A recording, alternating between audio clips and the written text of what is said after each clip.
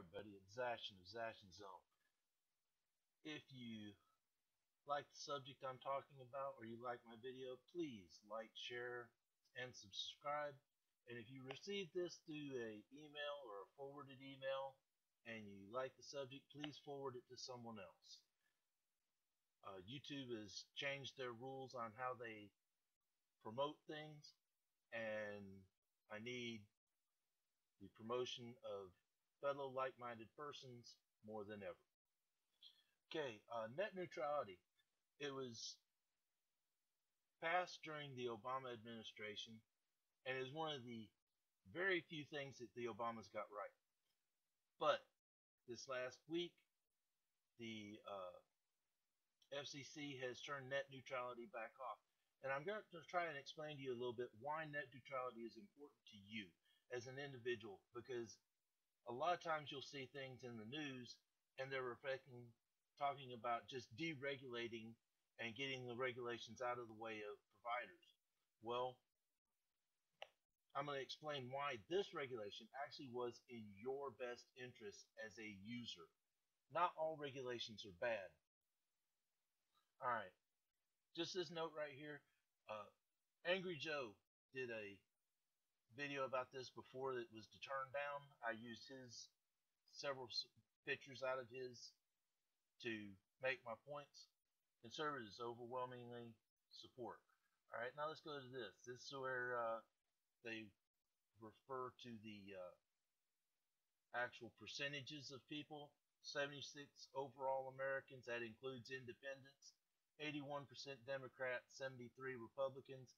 That tells me independents had to be leaning towards where the Democrats were at, because it's right there in between. So 76% of Americans. These are people that responded because they understood what was really going on. Now, this video, this little picture right here, it explains. Look right here. Right now, from your house, you send a thing up to the internet service provider, and whatever it comes from, they got to give it back to you at the same speed. The ISPs do not stop or control what you see. Under the new system, you send a request to your IPS looks at the internet, and then decides which one of these they don't like or they have put behind a paywall. And if you aren't paying that extra paywall, or if they have blocked it because they think it is socially unacceptable, you don't get it. Straight up. It makes the internet service provider a layer between you and what you're trying to get out here. Out here, YouTube may have an idea what they're going to censor, but I can go to other sources on the internet and get around YouTube. My ISP I cannot get around. My ISP is between me and the internet, no matter who you're using. All right, then we're going to flip over to the other one here. This is what's happening in Spain right now. This telco ASDL. Look at this. If you use these, it's an extra $5 for you to be able to access them. You can look through all these different ones, different things. People that use Amazon, oh, if they're with this company, they pay an extra $5 to get that without any sort of blocking.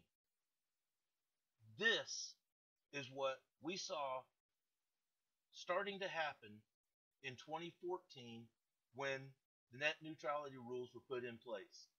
It was already being talked about by our big companies, Comcast, AT&T, the internet providers. They already were looking at this type of idea, being able to milk and gouge the customer yet again for more. I don't need to give Comcast any more of my money. They already take enough. I pay for a faster speed on downloads and uploads.